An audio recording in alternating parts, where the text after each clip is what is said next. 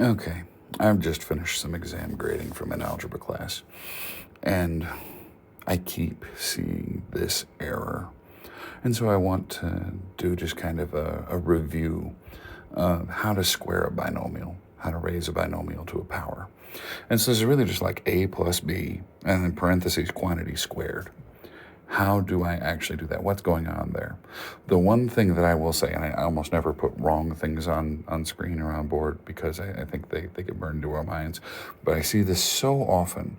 People just want to say that is, I have trouble even writing this down, a squared plus b squared. And that is many, many, many, many, many different kinds of wrong. All right, so how do I do it right? If that's wrong, how do I do it right?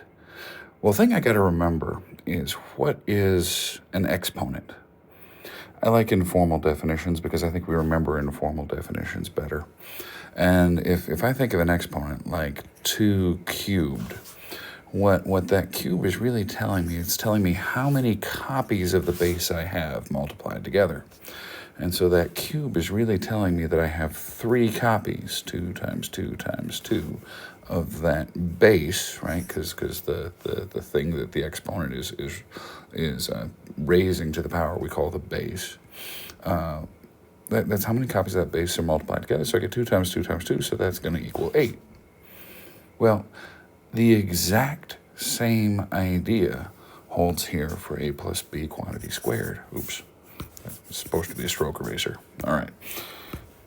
Now, with my a plus b quantity squared, well, what's that really mean?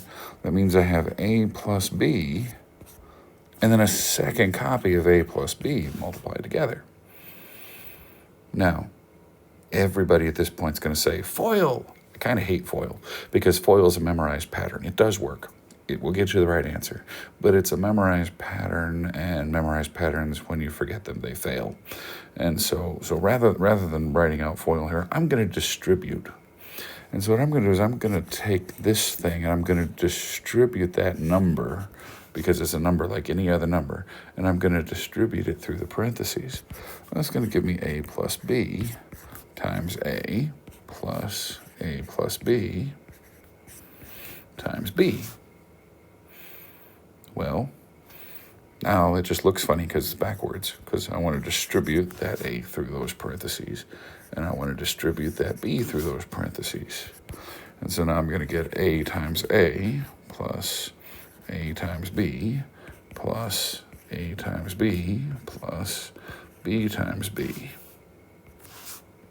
Well, back to that definition of what is a square. That's 2 copies of a multiplied together. Well, I could rewrite that as a squared, because that's what the square does, is it tells me I got 2 copies of a multiplied together. Now, these are both like terms, right? And so I sort of have a 1ab there and a 1ab there. And since those are like terms, I can combine the coefficients. And so that's going to give me a plus 2ab. And then this is going to be a b squared, right? Because it's 2 copies of b multiplied together. And so my a plus b quantity squared, it does have an a squared in it, and it does have a b squared in it. But you're forgetting this entire middle term if you just try to write it as a squared plus b squared. I once heard on a popular TV show, it said that somebody was complaining that you were talking about wrong and different levels of wrong, and you were either right or you were wrong. And there's a lot of truth to that. But the guy quit back, well, it's a little bit wrong to say that a tomato is a fruit. It's very wrong to say it's a suspension bridge. Well, a plus b quantity squared, trying to say that's a squared plus b squared, I like to say that's suspension bridge level wrong. That's a tomato is a suspension bridge level wrong. It's just one of those that I keep seeing over and over again. And we need to remember, as we're doing algebra, that when we square a binomial, we don't just get the first term and the last term squared. We get a middle term. Now, this actually extends beyond that. There's an interesting pattern, something called Pascal's triangle. Google that sometime. It's a fascinating thing. But Pascal's triangle. Pascal was a mathematician, theologian, brilliant guy. And he came up with this pattern. The pattern starts with a 1. And then on the next row has a 1 and a 1. You're starting to see the triangle part, right? Then on the next row it has a 1, a 2, and a 1. 1, 2, 1. Huh. Okay. Then the next row it has a 1, a 3, a 3, and a 1. Now you're starting to notice that every time I make a new row, the beginning and the end of the row are going to be 1s, right? And then the way I fill the rest of this in is that is the sum of the 2 above it. That is the sum of the 2 above it. That is the sum of the 2 above it. And so you ought to be able to predict with me or fill in with me that I've got 1, 4, 6, 4, 1, right? And then I've got 1, 5, 10, 10, 5, 1. And we could keep going, right?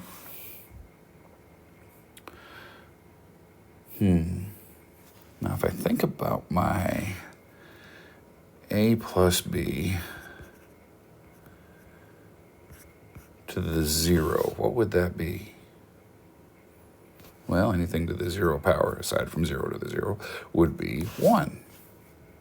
And so this could kind of be the row for n equals 0, if I'm thinking about a plus b to the n. What happens if I have a plus b to the 1? Well, anything raised to the 1, there's just one copy of that base. And so I would have a coefficient in front of the a of 1 and a coefficient in front of the b of 1, because there's just one copy of that a and one copy of that b sitting there. Well, that kind of looks like those two coefficients.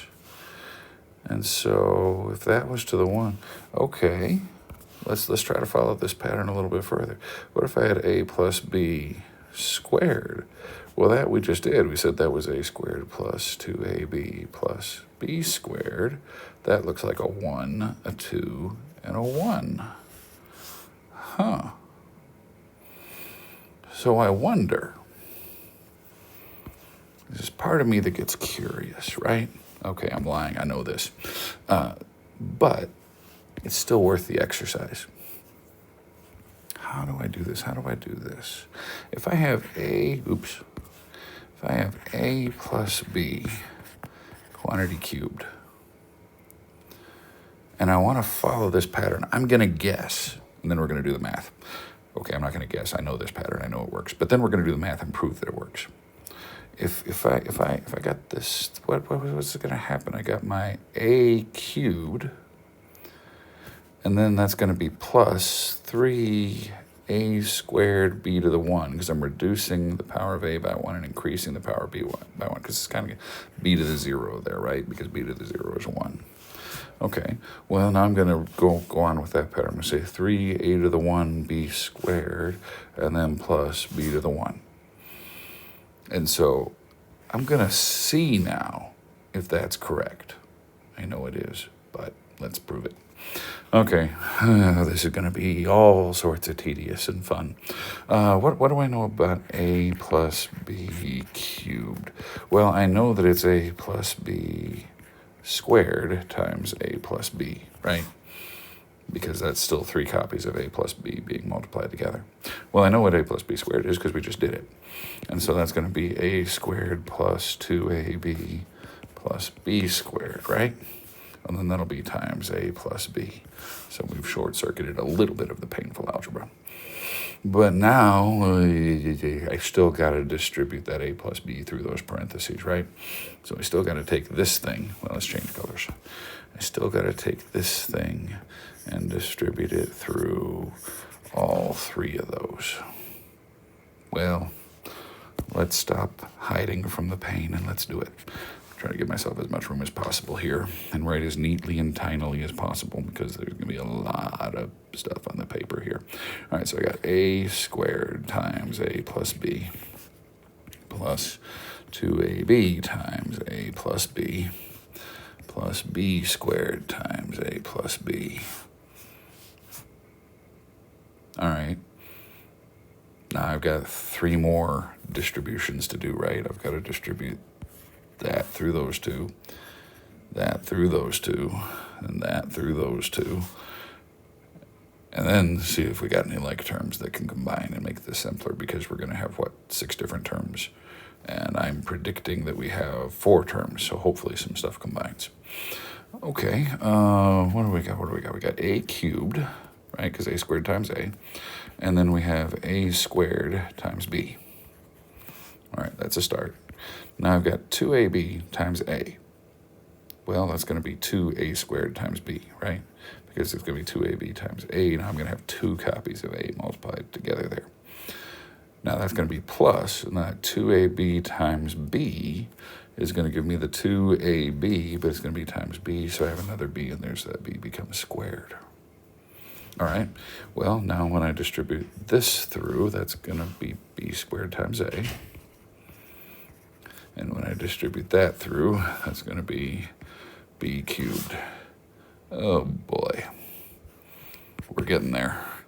I got a cubed, and now I got a squared b, and I got a squared b. There's a 1 in front of that, and there's a 2 in front of that. So when I combine my like terms, what do I get? I get plus 3a squared b. Okay, now I got ab squared, and b squared a is just a different order, right? I can reorder multiplication however I want. So what do I got? I got a 2 and a 1. I'm adding those together, so it's going to give me, combined like terms. I'm going to get a 3ab squared plus my b cubed. And if I scroll back up just a little bit, what do I get? I get an a cubed. I get a 3a squared b. I get a 3a squared b. I get a 3ab squared. I get a 3ab squared. Oh, I forgot to write my cube there. I get a b cubed, and I get a b cubed. What do you know? Let's not erase all of... Oh, interesting. Okay. How much work did we save by looking at the coefficients of Pascal's triangle? Now, I realize that this is a little self-contradictory with me saying I didn't like FOIL earlier, because FOIL is a memorized pattern, and this is nothing but a memorized pattern. And yes, there's a little cognitive dissonance going on in my head right now, because yes, there's a little conflict there. But this one saves us so much work that I think this one's worth it. And so, well, what could I do if that was a plus b cubed, right? Because if those are the coefficients for cubed, well, what do I have? I kind of have my 0 row, my 1 row, my 2 row, my 3 row. This would be my to the 4 row. This would be my to the 5 row. And so you don't even want to think about how hard it would be to manually multiply out a plus b to the 5, right? But if I want to think about what is a plus b to the 5, a plus b raised to the 5, the one thing we absolutely know it's not is a to the 5 plus b to the 5 now, right? We've kind of gotten through that. But just for a silly demonstration, I can go up here and say 1, 5, 10, 10, 5, 1, right? Those are my coefficients.